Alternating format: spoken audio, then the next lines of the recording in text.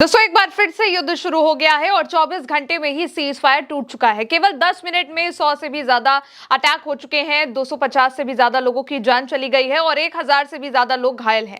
इस cease fire का जो रूल था कि क्षेत्रीय युद्ध को रोक दिया जाएगा, उस रूल को अमेरिका और इजराइल ने तोड़ दिया है। इजराइल ने पूरे लेबनान पर अटैक किया है और अमेरिका ने भी कह दिया है कि उन्होंने युद्ध की कोई शर्तें मानी ही नहीं है और लेबनान पर अटैक रोकना सीज फायर का हिस्सा था ही नहीं।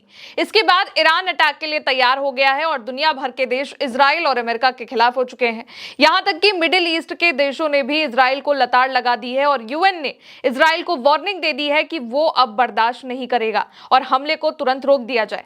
सबसे पहले आप इस खबर को देखिए। आईआरजीसी अब एक बार फिर से इजराइल पर अटैक करने के लिए तैयार है और अगर हालात यही रहे तो इजराइल पर ईरान मिसाइल अटैक भी कर सकता है। IRGC aerospace commander Sayyid Masid Musavi ने साफ साफ चेतावनी दी है, वार्निंग दी है और यह कह दिया है कि हिजबुल्लाह पर किसी भी हमले को ईरान पर हमला माना जाएगा। यानी कि ईरान एक बार फिर से इजराइल पर अटैक कर सकता है क्योंकि लगातार इजराइल लेबनान पर अटैक कर रहा है और रुकने का नाम नहीं ले रहा है। 100 से भी ज्यादा जगहों पर अटैक हुआ है, एक साथ कई सारी मिसाइलें दागी गई हैं और यह सारा अटैक सीज फायर के रूल्स के साफ साफ खिलाफ है। यहां तक कि पाकिस्तान ने भी कह दिया है कि अमेरिका और इजराइल झूठ बोल रहे हैं, लेबनान सीज फायर में शामिल है। पाकिस्तान ने दुनिया के सामने इस बात को कबूला है कि ट्रंप और नेतन्याहू झूठे हैं। अब्बास अरागची ने भी दोस्तों सुबह सुबह एक पोस्ट शेयर किया था सीज फायर का, जिसमें पाकिस्तान ने मेंशन किया था कि इसमें लेबनान शामिल है और अब पाकिस्तान ये बात खुद कह रहा है दुनिया के सामने और बोल भी रहा है कि इजराइल और अमेरिका झूठ बोल रहे हैं।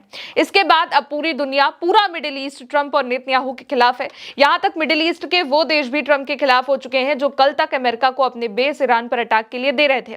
उन्होंने ट्रंप का साथ देने से मना कर दिया है। खबर देखिए दोस्तों, कतर ने इजराइल के हमलों को गलत बता दिया है।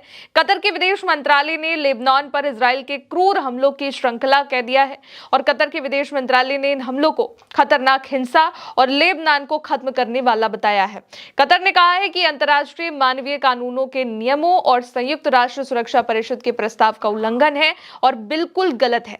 यहां तक कतर के विदेश मंत्रालय ने अंतर्राष्ट्रीय समुदाय से अपील करी है कि वो इजराइल को लेबनान पर उनके बर्बर हमलों और बार बार होने वाले हमलों को रोकने के लिए मजबूर करे और अपनी जिम्मेदारियों को पूरा करे। उन्हें अंतर्राष्ट्रीय समझौतों और कानूनों का सम्मान करने के लिए जवाबदेह ठहराए और हम लेबनान के साथ हैं। यानी कि कतर ये कह रहा है कि इजराइल का हमला रोक दिया जाए, जबकि कतर वही देश है दोस्तों जिसके बेस का इस्तेमाल ईरान पर अटैक के लिए ट्रंप ने किया। अब वो ही ट्रंप के खिलाफ हो चुका है। कतर के बाद इजिप्ट, मिस्र ने भी इस हमलों को पैरामिलिट्री इंटेंट से क्षेत्रीय डी एस्केलेशन एफर्ट्स को अंडरमाइन करने वाला बताया है।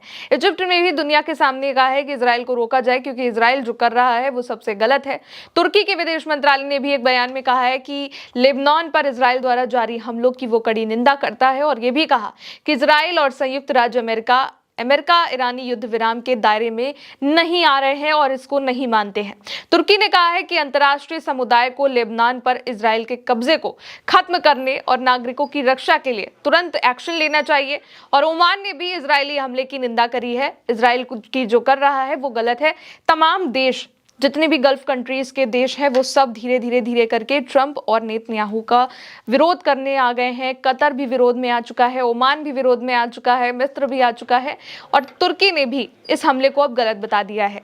स्पेन जो कि शुरू से ही ईरान के साथ है, सीज फायर के बाद भी लगातार ईरान से बातचीत कर रहा है और स्पेन के जो प्रधानमंत्री हैं पेड्रो सांचेज, उन्होंने पोस्ट भी किया है इस हमले के बाद और एक बार फिर से पेड्रो सांचेज ने लिखा है कि आज ही नेतन्याहू ने लेबनान पर आक्रमण शुरू होने के बाद से सबसे कठोर हमला किया है। जीवन और अंतर्राष्ट्रीय कानून के प्रति उनका तिरस्कार असहनीय है। अब स्पष्ट रूप से बोलने का वक्त आ गया है। लेबनान को युद्ध विराम में शामिल किया जाना चाहिए। अंतर्राष्ट्रीय समुदाय को अंतर्राष्ट्रीय कानून के इस नए उल्लंघन की कड़ी निंदा करनी चाहिए। यूरोपीय संघ को इजराइल के साथ अपने सहयोग समझौतों को निलंबित करना चाहिए और चौथा, इन आपराधिक कृत्यों के लिए किसी को भी छूट नहीं मिलनी चाहिए। यानी कि स्पेन ने यहाँ पर साफ कहा है कि यूरोपीय कंट्रीज को इजराइल से तुरंत अपने संबंध तोड़ देने चाहिए और तुरंत एक्शन लेना चाहिए। ब्रिटेन ने भी अमेरिका और ईरान के बीच हुए सीज फायर को लेबनान तक बढ़ाने की मांग करी है। ब्रिटेन के विदेश मंत्री ईविट कूपर ने कहा है कि लेबनान में जारी इजरायली हमलों को देखते हुए यह जरूरी है कि सीज फायर वहां भी लागू हो। लेबनान को सीज फायर से बाहर रखना क्षेत्रीय शांति के लिए सही नहीं होगा। ऑस्ट्रेलिया भी इजराइल और अमेरिका के खिलाफ हो चुका है। ऑस्ट्रेलिया के प्रधानमंत्री एंथनी अल्बनीज ने अमेरिका और ईरान के बीच हुए सीज फायर को लेबनान तक लागू करने की मांग करी है और ब्रिस्बेन ने मीडिया से बातचीत में यह भी कहा है कि यह समझौता एक सकारात्मक कदम जरूर है, लेकिन इसे स्थायी समाधान में बदलना भी जरूरी है। और यह भी कहा कि उनकी सरकार का मानना है कि सीज फायर केवल सीमित क्षेत्रों तक नहीं होना चाहिए बल्कि लेबनान में भी इसको लागू करना चाहिए। यहां तक दोस्तों यूएन ने भी इसको लेकर अपना स्टेटमेंट अब दे दिया है। संयुक्त राष्ट्र महासचिव एंटोनियो गुटेरेस ने लेबनान में इजराइल के हमलों की निंदा कर दी है। उन्होंने कहा है कि हमलों में सैकड़ों नागरिकों की मौत हुई है और कई लोग घायल हुए हैं, जिसमें बच्चे भी शामिल हैं। यूएन के जो महासचिव के प्रवक्ता हैं स्टीफन दुजारिक, उन्होंने भी अपने बयान जारी कर कहा है कि गुटेरेस नागरिकों की मौत पर कड़ी आपत्ति जताते हैं और बढ़ते नागरिक हताहतों को लेकर गहरी चिंता में है और चेतावनी भी दी है कि लेबनान में जारी सैन्य गतिविधियां अमेरिका और ईरान के बीच हुए सीज फायर के लिए गंभीर खतरा बन सकती हैं। सभी पक्षों से तुरंत संघर्ष रोकने की अपील भी उन्होंने यहां पर करी है और कहा है कि इस पूरे संघर्ष का कोई सैन्य समाधान नहीं है और हालात को काबू में लाने के लिए बातचीत और कूटनीति ही एकमात्र रास्ता है। यूएन में इसको लेकर दोस्तों चीन और रशिया भी डिस्कशन कर रहे हैं।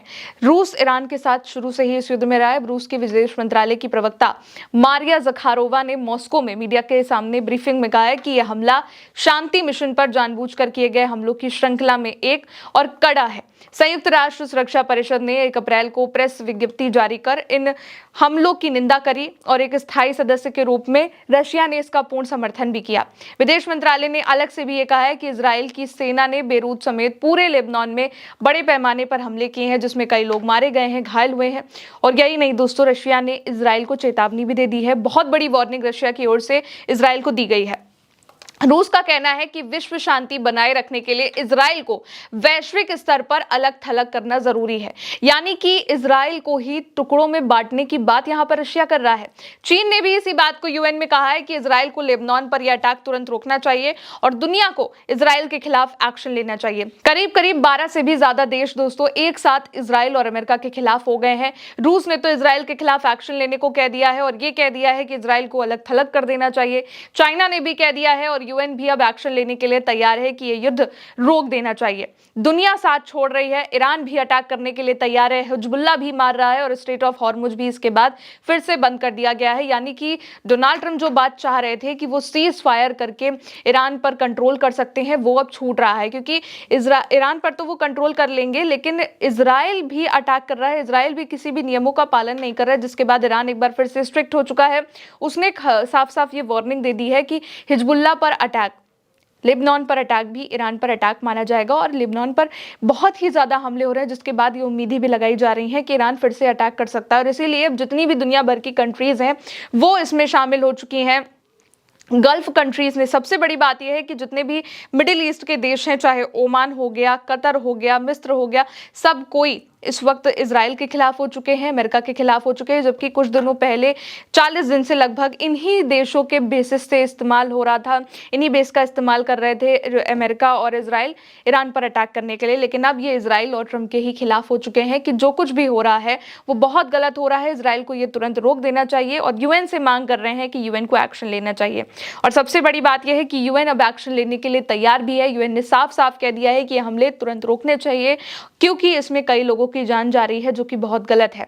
और रशिया ने इजराइल को अब तक की सबसे बड़ी वार्निंग दी है कि रशिया को अलग थलग कर देना चाहिए। तो दोस्तों लगातार अब इजराइल और अमेरिका पर यह अटैक और भी भारी पड़ने वाला है, क्योंकि पूरी दुनिया अब इजराइल के खिलाफ हो चुकी है और डोनाल्ड ट्रंप के खिलाफ हो चुकी है। फिलहाल दोस्तों मेरे साथ इस खबर में इतना ही। मेरा नाम है गौरी, देखते रहिए उल्टा चश्मा यूसी। शुक्रिया।